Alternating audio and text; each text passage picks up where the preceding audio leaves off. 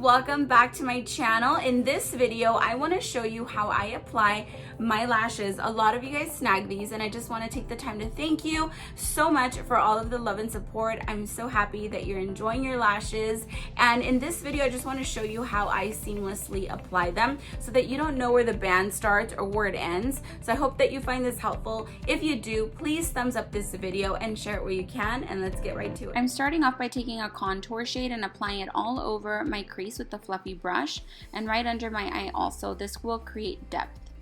Now I'm taking an angled brush with the black or brown eyeshadow and creating a winged liner effect. This will create a smoky look, which I really love.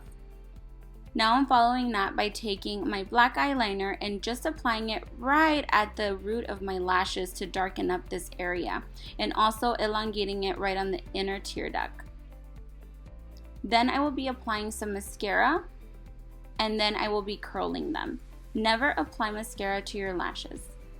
Now I'm going to be taking my trio. This one's called Vegas, and I will be taking this beautiful lash that's called Vegas.